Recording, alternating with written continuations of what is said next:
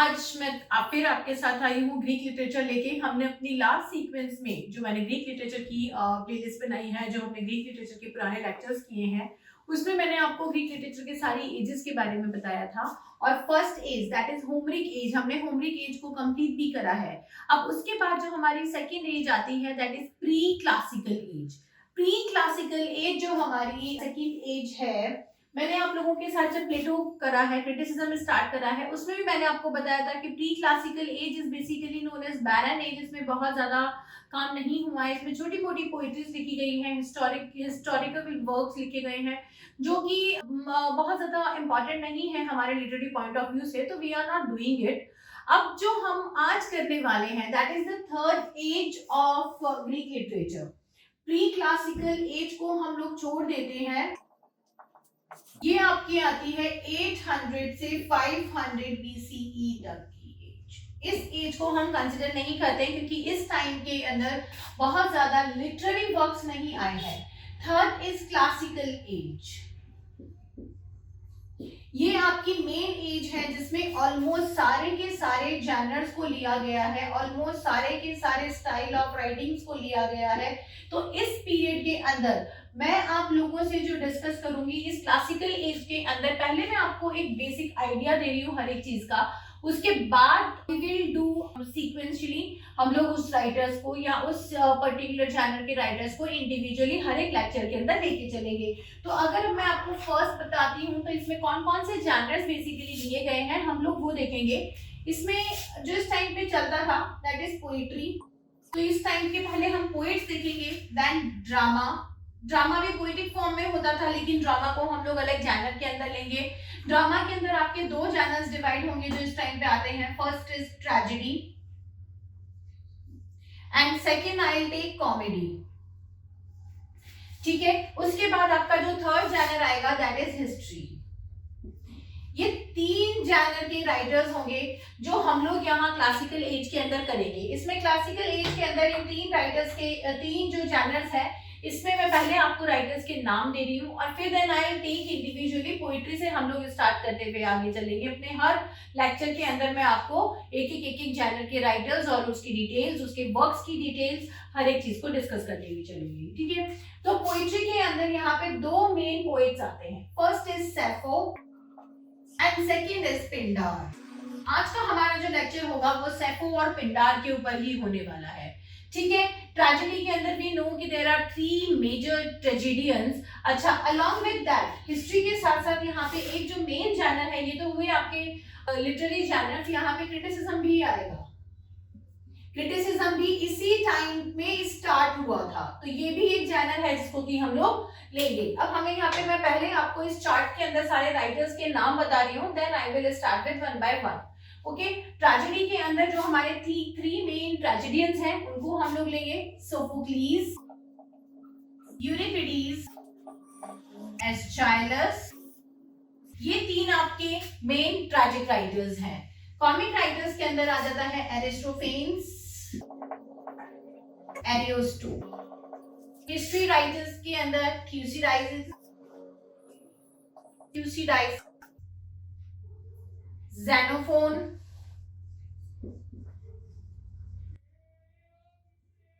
Phone of Athens.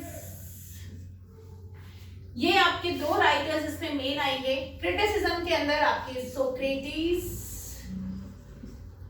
Plato and Aristotle. ये आपके main writers हैं जो हमें इस क्लासिकल एज में करने हैं। And this because all this classical age is full of writers, all the genres are here. This age is also known as, main important point, this age is also known as Hellenistic age. This age is also known as Hellenistic age.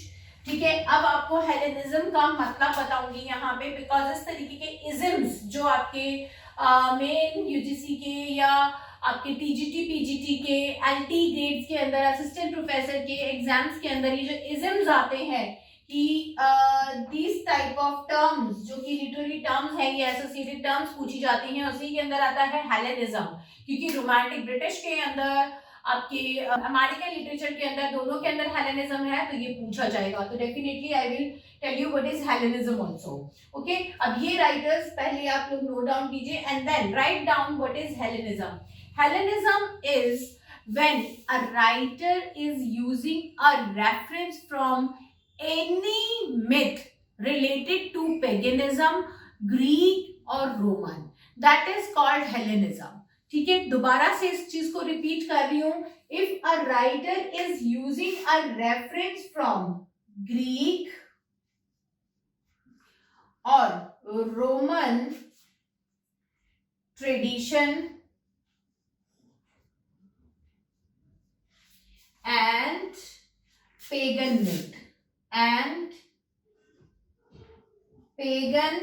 myth myth का मतलब हो गया references of god and goddesses. अगर उनके references को अपनी poetry के अंदर, अपने वर्क के अंदर कोई भी राइटर यूज कर रहा है, उनको डेडिकेट कर रहा है, उनको इन्वोक कर रहा है, that is called use of Hellenism.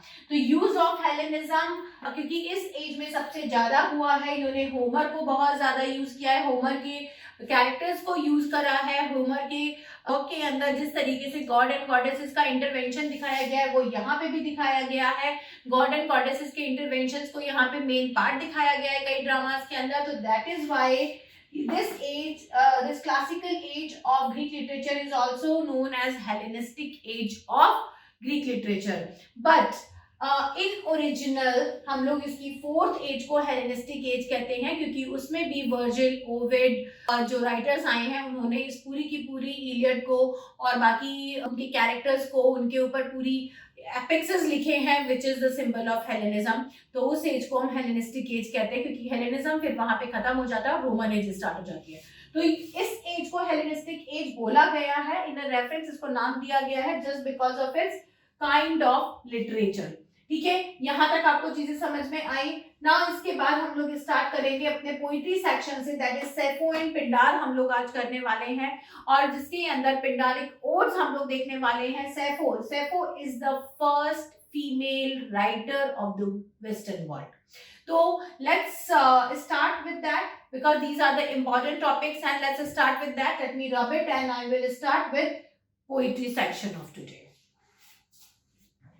Yes, now Sappho is basically the first Greek poetess.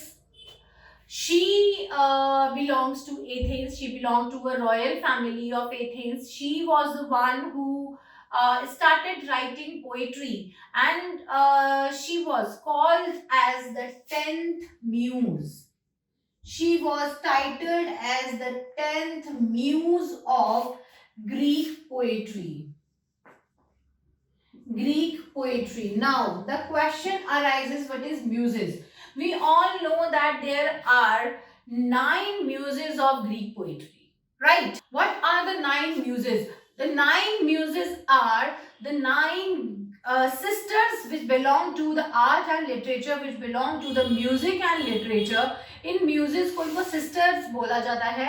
That the 9 muses are the one who used to bless the poetry, who used to bless the poets and poetries for the fame, for the success. And इनको बोला जाता है कि जब भी कोई, जैसे Spencer है या कोई भी राइटर है, मिल्टन है इवन, जब भी वो ग्रेट पोइट्री लिखते हैं, they use to invoke the 9 sisters, the 9 muses of poetry, कि आके हमारी पोइट्रीज को, हमारी पर्टिकुलर एपिक को ब्लेस करो, so that we can get the fame, so can this poetry will be famous and successful. Our message which we want to convey to the writers will be conveyed well.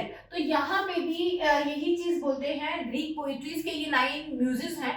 But Sappho, because she is a poetess and she used to write poetries only on the theme of love and desire. So she is a symbol of love and desire. She become the symbol of love and desire, and she is named as 10th muse of Greek poetry. Okay, ये चीज आपको इसके बारे में ध्यान रखना है, that she is a poetess and she was well accepted by the society. इसको किसी ने क्रिटिसाइज नहीं करा, इसको कोई सूडो नेम लेने की जरूरत नहीं पड़ी, ये लिखती थी तो इसको एक्सेप्ट किया गया था, इसकी पोएट्रीज को बहुत ज्यादा फेम मिला उस टाइम पे एंड इवन एक्सेप्ट की गई। बट यस, जो क्रिटिक्स थे लाइक प्लेटो एंड सोक्रेटिस, उन्होंने तो सारे ही पोइट्स को क्रिटिसाइज किया था, सारे ही ड्रामेटिस्ट को क्रिटिसाइज किया था, तो she was one of them. और इसीलिए उन्होंने कहा था कि this is not a work of a female to come into any kind of profession, their profession is just household. तो यहाँ पे वो कमेंट इनके लिए भी था, but because she belong to a wealthy and rich family of Athens, इनके लिए ये कमेंट्स टू बी इग्नोर्ड, इन्होंने इग्नोर करके ये चीजें यहाँ पे लिखी। ये but very little is known about Sappho, इनके बारे में कोई बहुत ज्यादा नहीं जानता है। इनके जो वर्क्स हैं, the most important work of Sappho are first of all is ode to एफ्रोडाइटे।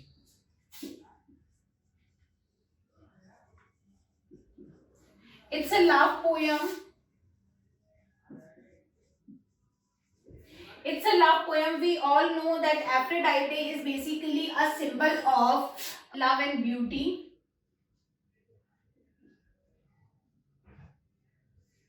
इन्होंने यहाँ पे इस पोएम के अंदर भी यही करा है, जो ओड टू एफ्रोडाइटे लिखी है, इसके अंदर she has dedicated the complete emotion to love and beauty, that is what she has done. और इसके बाद इनका जो सेकंड मोस्ट पॉपुलर कलेक्शन है पोएट्री का, that is wedding gift.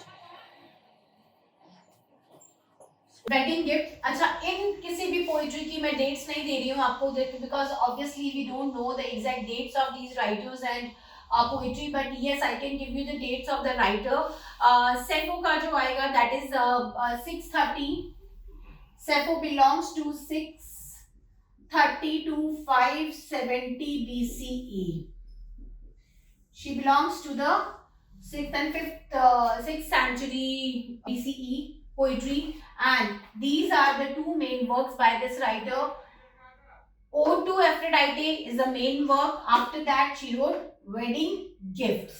So these are the two popular work by this writer. Here I don't need to explain more about Sappho, but yes, our next writer is very important, that is Pindar.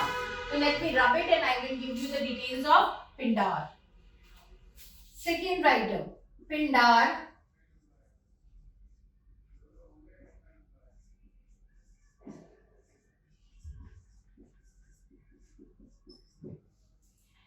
He belongs to 518 to 438 BCE, and we know what he is famous for. He is famous for basically writing odes, and his famous work is Victory Odes.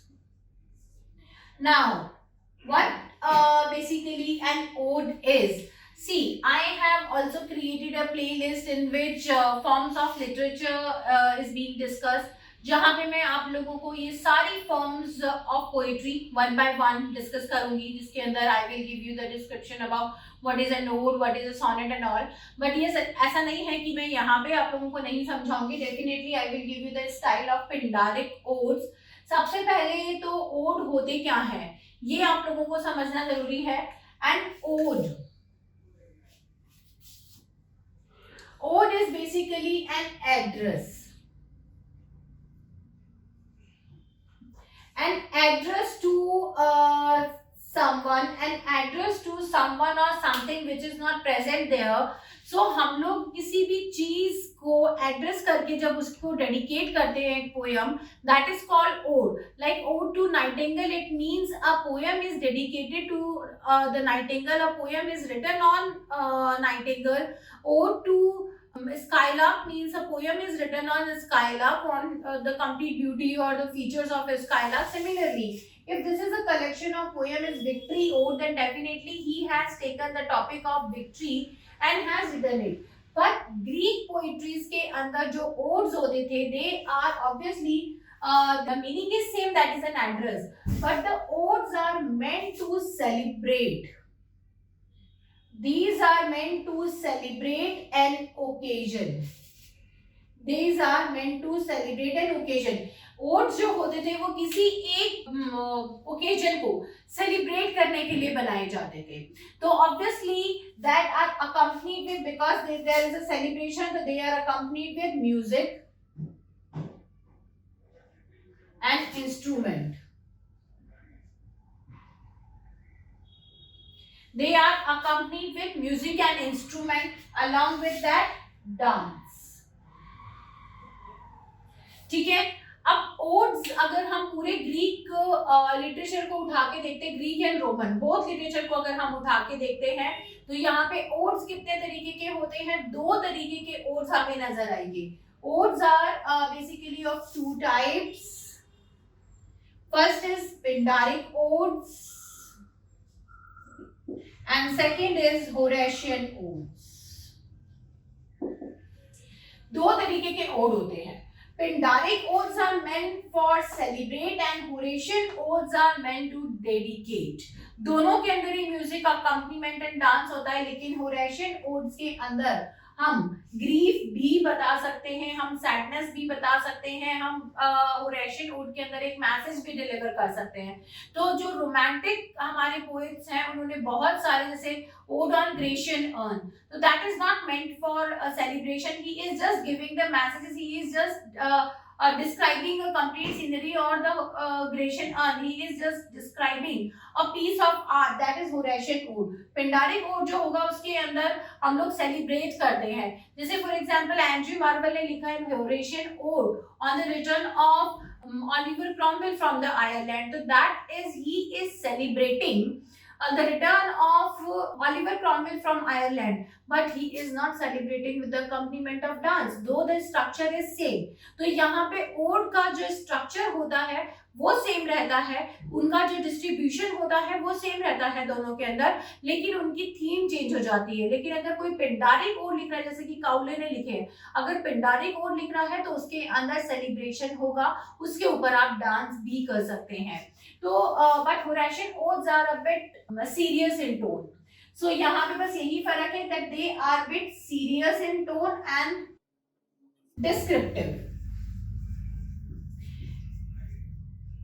Description of an art or the subject.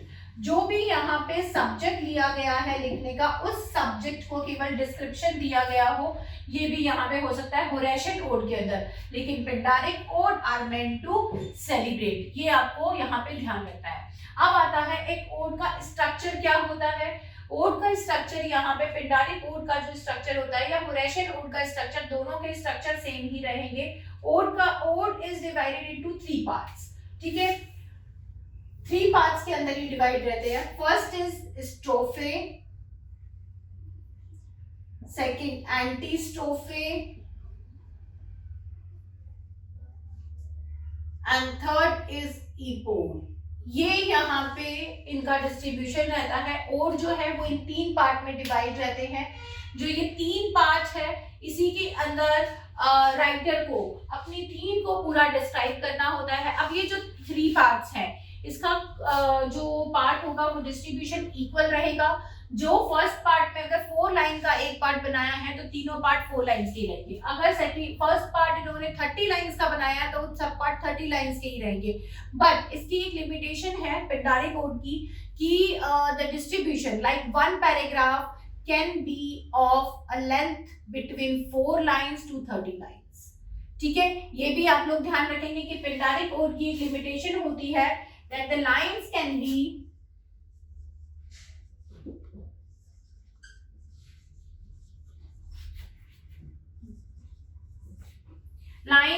be of any length between 4 lines to 30 lines. एक paragraph 4 line से 30 lines के बीच कितनी भी lines का हो सकता है, ये इसकी लिमिटेशंस रहती है. वही सेम डिस्ट्रीब्यूशन आगे चलेगा. ठीक है, ये हुआ आपका पिंडारिक ओड का structure. Now let me tell you about the other works of Pindar, that is songs of praise. ये जो 3 ओड है, this is divided into 4 books. Victory odes are written in 4 books. Then songs of praises, songs of praise, that is in 1 book.